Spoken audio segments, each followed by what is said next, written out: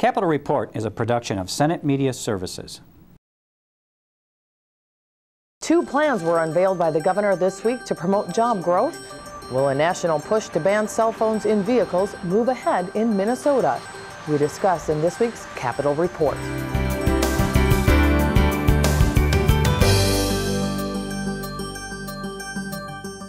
Hello everybody, welcome to this week's Capitol Report. I'm Julie Bartkey. The Senate majority has a familiar face leading it this legislative session. We sat down with former Minority Leader Dave Senjem to get his inside perspective on his new position. Senator Dave Senjem, thank you for joining us today. Well, it's good to be here. Good to have you as always. Now, it's fair to say that these past few months have been challenging for the Senate Republican caucus. How do you intend to inject stability and transparency back into the Senate Republican caucus? Well, I'm not so sure we weren't always stable. We certainly were. We're a caucus just like any other caucus. We're a family. We all care about each other. We all pull for each other, even through the roughest of roads that obviously that we've been through here now. There's still a lot of certainly affection and understanding.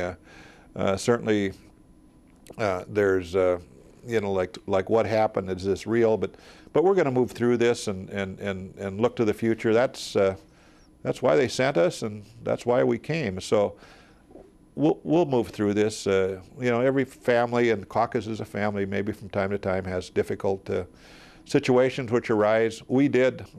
I think we worked through it and are moving forward. So what do you think the public's perception of the caucus is, and do you think it's negative, or do you think it's still positive? Well, I'd like to say, I think it's positive. I think, I would view our session last year as certainly, shutdown aside. I mean, I think we stood for what we stand for, and that's trying to limit government, to try to, take a look at government and reform it in some areas. We had some certainly major cutbacks in certain areas, which we had to do, I think, in view of a $5 billion deficit. So, it's tough work. But I think we did the tough work. I think people respect us for it. I think we're rewarded for that now that we look at nearly $1 billion surplus as opposed to a $5 billion deficit. We'll just take credit for that because it's real. It happened under our watch. It's perhaps fragile, but for the moment we're happy about it, and we're going to accept it as our work. Now let's get back to you. What are some of the key differences you think there will be in leading a majority caucus as opposed to being the minority leader? Well, certainly from the standpoint of I'm already evidence of the fact, just by virtue of looking at my schedule, that there is a lot more to this majority leader thing than there was in the former, and I certainly respect and was humbled by the fact that I was elected minority leader. But the pressure's on you. Frankly, all the decisions are right here, relative to certainly caucus decisions, policy decisions going forward. You virtually set the agenda for the Senate and thus for the state of Minnesota, certainly working with my speaker friend, Kurt Zellers. But so you're at the tip of the spear. And when you're in the minority, you're on the spear, but you're not at the tip, and that's the difference. Have there been any surprises? I know it's fresh, but thus far, have you been overly surprised by anything that's sprung up? No, but I kiddingly say I didn't realize this position was maybe as important as it is. That's maybe the humble nature of myself. Everybody got a job on that certain Tuesday, or a lot of people did, including myself, a new one. I didn't realize perhaps that, and I knew it was important, take it seriously in that vein, but I didn't really realize how important other people thought it was, and both from a standpoint of a lot of well-wishers, certainly a lot of media occasions, and on and on. So it's a humbling thing to go back home and to be told that you are now amongst with the governor, the speaker, and myself, the top 3 political leaders in Minnesota. I kind of wonder, how did I get here? Am I qualified? Can we do this job? But we will. So give me some of your expectations as majority leader. Well, it's all about what can we do in the next couple of months now to build on what we've already done in terms of jobs in the economy and a growing prosperity for Minnesota. What can we do to build on that and carry forward? I think that has to be our mission. That has to be our focus. If it's not, a lot of folks out in all of Minnesota are not going to be well served. So let's make sure that we have a growing and prosperous Minnesota.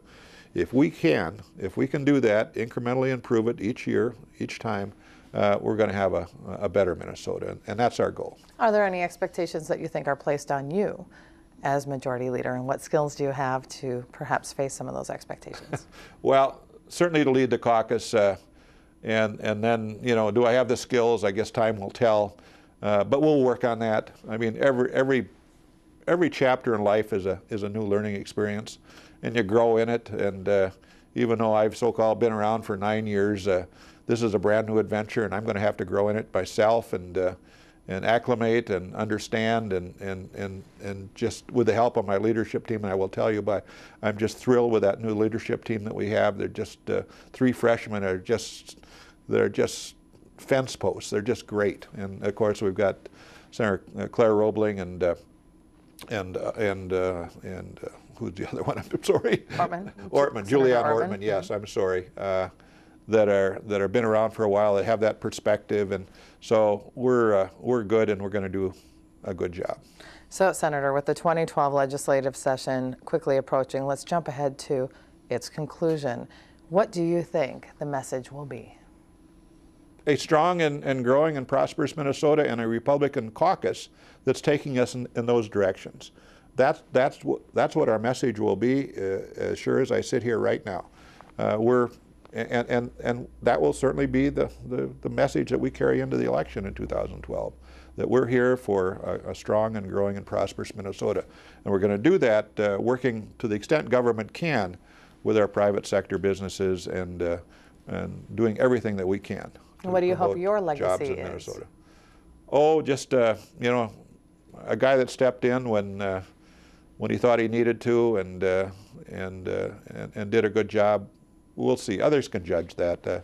I'm not here for a legacy. I'm just here to do the work. Okay, Senator Senjum, thanks for your perspective on your new position. Congratulations. And of course, we'll track the session closely. Good. Thank you so much, Julie.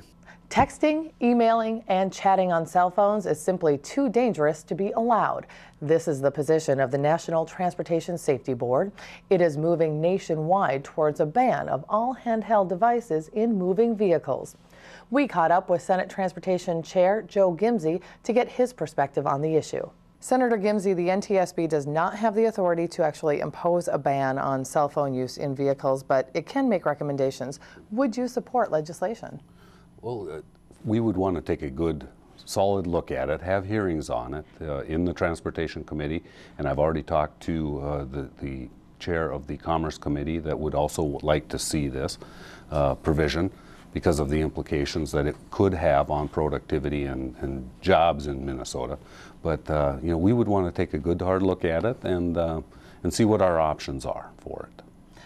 Early on, though, going into this, Minnesota is already one of 35 states that currently bans texting while driving. So another recommendation from the NTSB issued recently urges states to aggressively enforce current bans on text messaging instead of enacting new laws. Do you think maybe stronger enforcement? I think that's a part of it. You know, the NTSB report was based off of an incident that involved texting. You know, in Minnesota, we currently have on our state statutes a law that says that you can't text and you can't use PEDs, portable electronic devices, in your vehicle. Stricter enforcement certainly would help, but we're also looking at, and I've had staff take a look at our driver's manual and see what we're teaching our children.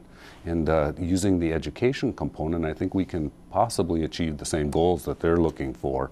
And currently in our manual, there is nothing about distracted driving. We need to have an educational component to this also. There are current safe driving advocates out there who acknowledge that a lot of states are not ready to move forward with a total ban, but at least this might open up the conversation. Right. You've stressed that yourself. So what are some of the, you briefly touched on some of the concerns, but go a little bit deeper into some of the things that you would like to see before you're willing to either support or oppose such a measure. Well, as you know, a lot of our vehicles now, our new vehicles, are coming out with hands-free communication devices, techniques, and also our cell phones all pretty much now have Bluetooth or some way of voice activating it. You know, do we want to ban that type of an approach? I don't think so, personally, and from an economic standpoint, we've come so far in 20 years with technology, the improvements that we have seen, the productivity increases that we've seen because of that are very important to our state and to the workers, you know, and our job economy.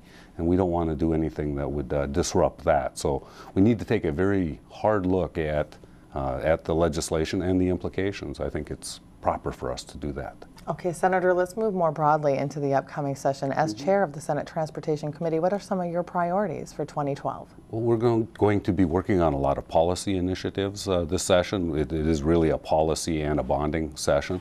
And we have a list of carryover bills that, because of the budget discussion last session, we didn't have an opportunity to take a look at the way that we should have. We're going to gather those back into our committee and move them forward again and hopefully pass a lot of policy type of measures. Any specifics that you'd like to detail? Nothing that I can think of right offhand. We have some HOV lanes, some initiatives, a lot of MnDOT initiatives that we want to move forward, and we just need to get those done so that they can continue with their planning for the next construction season. Okay, anything you wanted to add about your expectations overall for the 2012 session? Well, I think it'll be a good session, a lot less cantankerous, if you will, than it has been in the previous one, which is good. The budget surplus has all helped us to be able to focus on the policy side and the bonding side. And I think those are important for the people of Minnesota. Okay, Senator, thanks so much for joining us today. We certainly appreciate your time. Thank you, Julie. $775 million in public projects is proposed by Governor Mark Dayton. He says they represent a wide array of private and public projects, and moving forward with the bonding bill will put thousands back to work. Some of the men and women who are here today, I thank them for being here to witness how important this bill is for the future of unemployed Minnesotans. The bill is also about investing in the future of our state, for ourselves, our children, and our grandchildren, Mitch's generation. One national study claims that a $1 billion bonding bill creates 28,000 jobs. The math says then that a $775 million bonding bill, which I'm proposing today, would then create up to 21,700 jobs. Skeptics can divide and doubt, but the indisputable fact is that this bill would put many thousand Minnesotans to work. And almost all of those jobs would be in the private sector, something that is not understood by everyone in the two chambers upstairs. These public investments create private sector jobs.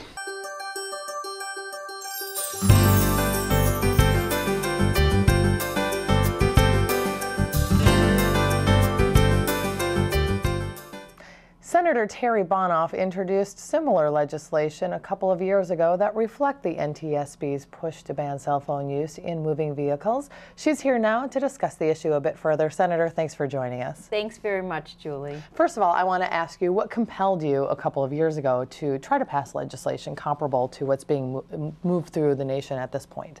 Well, I, at that time, served on the Transportation Committee and had served for many years. And so I felt as though something that needed to be done, and I was willing to do that. It wasn't an easy thing to carry because there are so many opinions. You talk to anybody and they have an opinion.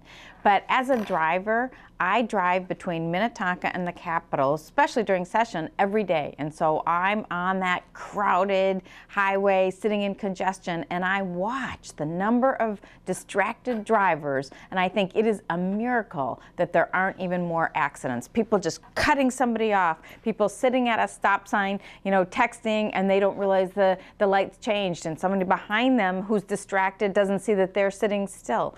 And as we all know, these accidents are more and more. And I recall actually when I was carrying that, there had just been a tragic death. And so it was in response to something really has to be done. The other thing I do want to mention is it's often thought that I championed having no cell phone use in cars, and that in fact was not the truth. The thing that I was advocating for was to move towards you must have hands free. That was the move. There is no state right now that has enacted legislation that says no cell phone use in cars. Well, and I guess I found something that states something differently. It was a recent study conducted by the Highway Loss Data Institute, and it found that there was no decline in accidents since the passage of a cell phone ban in Connecticut, California, and Washington, D.C. So perhaps the language was off compared to what we're talking about. But given that this particular study found that there was no decline, even though they weren't texting or calling or emailing while moving, do these results? Actually, those states, what they have is you have to be on the speaker. So it's not that they have a cell phone ban completely, it's that you have to be on the speaker. And what the research does say is that if you're on the speaker, your mind is still distracted. And so you're right. If you read the studies, they say it doesn't appreciably show a difference between doing that and holding your hand. But then I just have to say, if you've done that, because I have the speaker system in my car, it's very different when I'm holding the phone like this and driving like that than when I have both hands on the wheel and I'm talking on my Bluetooth. And so I think that while those who are doing that research and the scientists are telling us that, I think it's premature. I think this is new and that the technology is evolving, and we have to call on the manufacturers of this technology to make sure it evolves even faster and with an eye towards safety. So for example, some of the new phones, particularly, I don't have an iPhone, but the iPhone, you say, call Julie, and it calls, and they have that Bluetooth capability in the cars as well. Things like that, the faster we can have our technology support safety, the better off we'll be. And if states, and right now I believe there are 9 states that say you have to use the hands-free, if more states go in that direction and follow the guidelines recently given out, then I think the technology will move in that direction. Well, and another argument that is made against this push is the fact that 35 states do currently ban texting while driving, and so the NTSB is also recommending that maybe we should just enforce the current laws better, including Minnesota. Would you agree with that argument, and do you think this is enough? Well, I think that's something we should do, and I would have to ask you, do you text while you drive? I'm not going to comment on that. Plead the fifth. The thing, so you're holding your phone, and then you come to, just even a stop, and, you just move it over and look, and somebody asks you a question, you think, oh, I can just have a quick answer. And it's in that split second. That's a life or death decision. And so there are many distracted driving issues. Texting is a serious one. And so one thing that I was surprised about, for example, do you know that cell phone usage is completely banned for provisional drivers? So for our young people, particularly under 17, they are not even allowed to use hands-free, 0 cell phone. I don't even think that the parents know that, because I know, now my kids are older than that, but they did talk on their cell phone, and they are the prime users of the texting. I mean, they can text like no other, those little ones, just So yes, we should have to enforce that. In this session, I'm not carrying this bill. I was going to ask you that. No, I don't sit on transportation anymore. I think it's really important that those who are willing to tackle this kind of policy are part of the Transportation Committee, because you have to work with the people who are at MnDOT. You need to work with the various groups that have the information, work with the chair of the Transportation Committee, perhaps expect to be on the conference committee. These are pretty big issues for somebody who's not on the committee to carry. And in fact, Senator Joe Gimse, the transportation chair, has said he is open to the conversation, but he wants to look at what that legislation is before he'll be swayed either direction. Do you think that a ban on handheld devices can garner enough support this session? No, I don't. And it's not because the legislature wouldn't want to do it, but let's remember what this year's about. This is not a budget year. It's a year where really the primary things that we ought to focus on are the bonding bill, and then, you know, some say we'll get the stadium thrown in, and maybe some efforts with regard to reform that could ultimately save our state money in the future and make sure that we're positioned to emerge strong. Those are the things that will be our focus. I think particularly with an election year approaching, the redistricting map comes out on February 21st. I think that we're going to tackle big policy changes. If you remember, it took for the seatbelt law to be passed, the primary seatbelt law, I think it was 10 years. So to think that we could get this done in this kind of a year when everybody says we ought to get in and get out quite quickly, I think. Not too optimistic. No, I'm not. Okay, well, we'll track it another session then. So Okay, thanks, very Senator, good. for showing up. We appreciate your time today. Yeah, thank you. Another tool to spur job growth in Minnesota was detailed by Governor Mark Dayton and Deed Commissioner Mark Phillips on Wednesday. The Minnesota Business First Stop is a one-stop shop for businesses to call if there are plans to move or expand in Minnesota. We were asked to look at a business one-stop model. And this has been tried many times in Minnesota, where you tried to accumulate a lot of knowledge and skills and abilities in one place, and it hasn't worked very well. So we attacked the problem from a little different perspective, and we've built a model that's built on kind of a concierge type of service, where a business that wants to expand or relocate or locate in Minnesota can come to one stop to be coordinated with all the appropriate agencies. And the agencies that work in this effort, along with the Department of Employment and Economic Development, where I'm commissioner, we have the Department of Agriculture, Commerce, Transportation, DNR, Iron Range Resources, and the Minnesota Pollution Control Agency.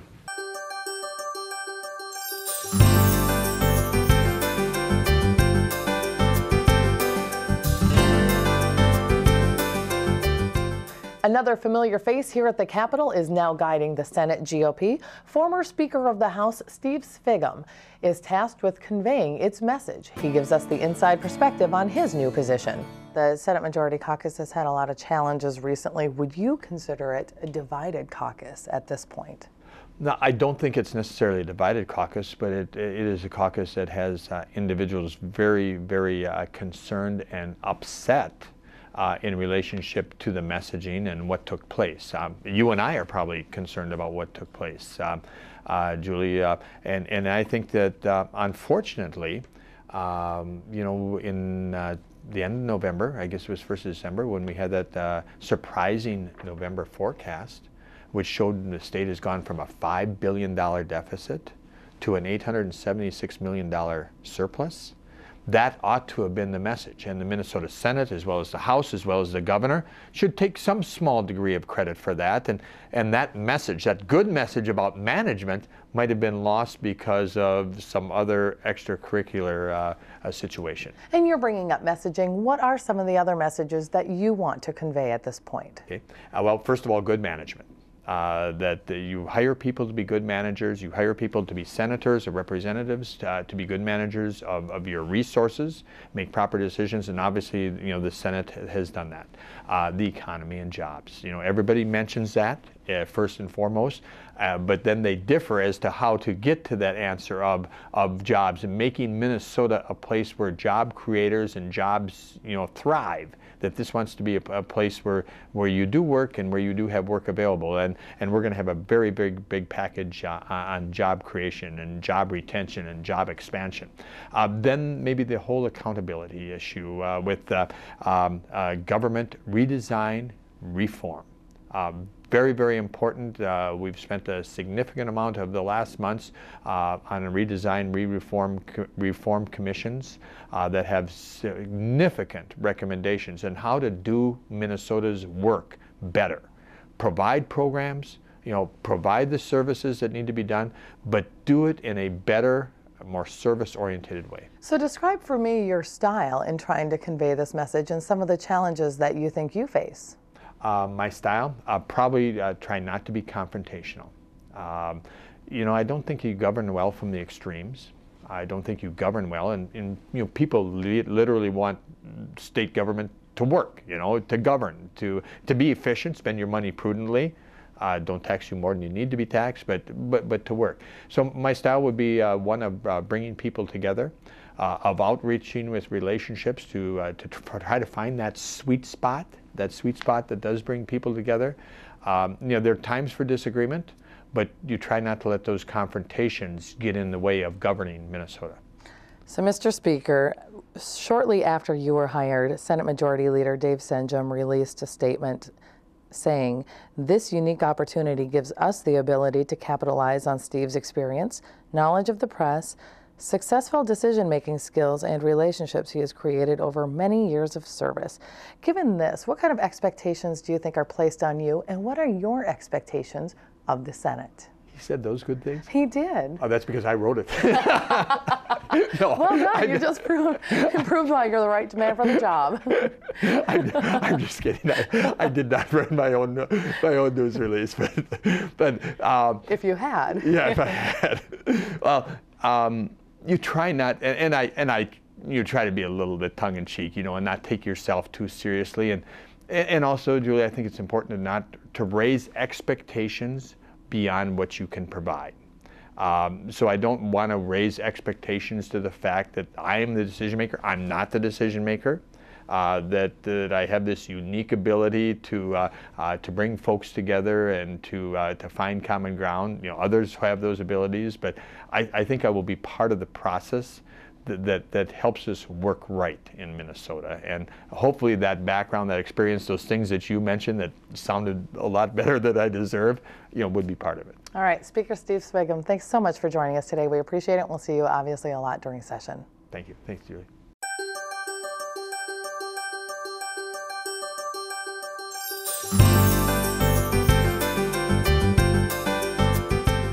Minneapolis appears to have an advantage over other potential stadium sites, although no plan has met all of the requirements set forth by Governor Mark Dayton. The governor outlined his analysis, saying that as of now, Linden Avenue is his preferred site, and video pull tabs are the best option for the state to finance its share. Because of its proximity to downtown Minneapolis, and meaning then the hotels and the restaurants, the bars, the commercial activity in the city, as well as to the immediate proximity to Target Center and Target Field, you'd have sort of a large entertainment complex there, and for national conventions and all the other activities that go on even now at the Metrodome, but I think even more so because you have that configuration. And so I think there'd be much greater likelihood of additional economic development occurring, commercial shops, bars, restaurants, and the like, that'll generate more jobs and more economic return to the city and the state than the Metrodome has done so far. But I favor expansion of electronic pull tabs as a source because the tribes have indicated they will not challenge that in court, and therefore those revenues could be immediately forthcoming.